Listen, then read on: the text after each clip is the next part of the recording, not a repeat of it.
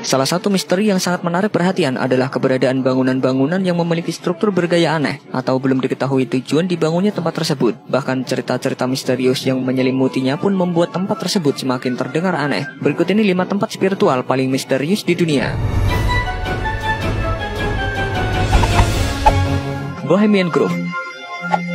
Jika mendengar ritual pemujaan setan, sepertinya memang terdengar aneh, tapi ternyata ritual seperti itu diyakini ada di dunia nyata. Adalah Bohemian Grove, kelompok penyembah setan yang melakukan ritual pagan megah di Bohemian Grove Crimson of Care Ceremony. Anggotanya pun bukan orang sembarangan, melainkan orang-orang yang punya pengaruh besar di dunia.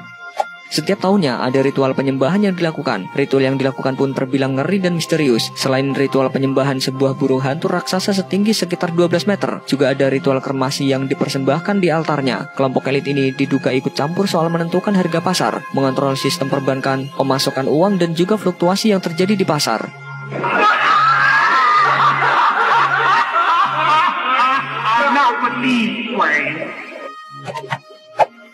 Bukit Salib, Lituania. Menurut cerita rakyat, dulu di bukit ini pernah ada gereja. Saat terjadi badai yang mengerikan, kilat menerpa gereja, dan badai menguburnya di bawah pasir dan batu, bersama dengan semua orang yang masih berada di dalam gereja tersebut.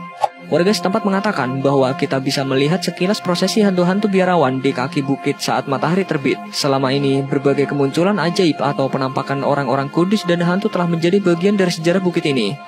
Legenda lain mengatakan bahwa pada awal tahun 1300-an, bukit tersebut berfungsi sebagai platform untuk sebuah kastil kayu yang diawaki oleh Raja-Raja Pagan Samogitia yang pernah menjadi negara bagian di bekas Grand Duchy of Lithuania. Namun, pada tahun 1348, benteng tersebut hancur oleh Order of the Brother of Swords. Banyak yang percaya bahwa orang Samogitia yang selamat dari pertemuan itu menumpuk mayat-mayat rekan mereka yang terbunuh dan menguburnya secara massal, sehingga terbentuklah gunungan tersebut.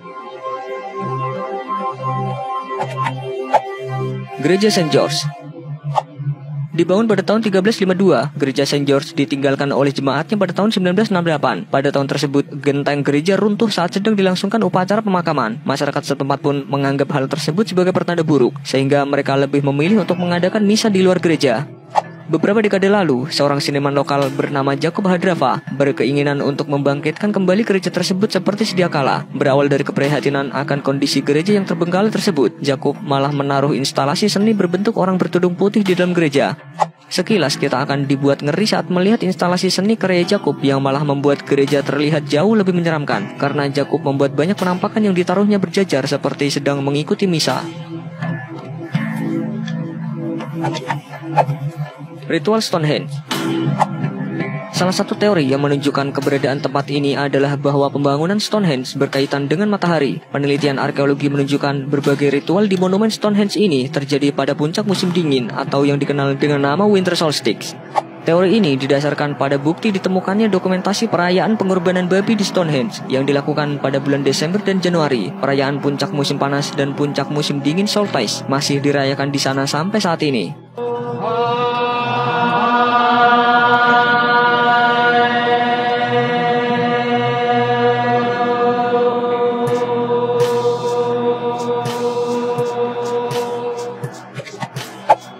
Gereja Lalibela.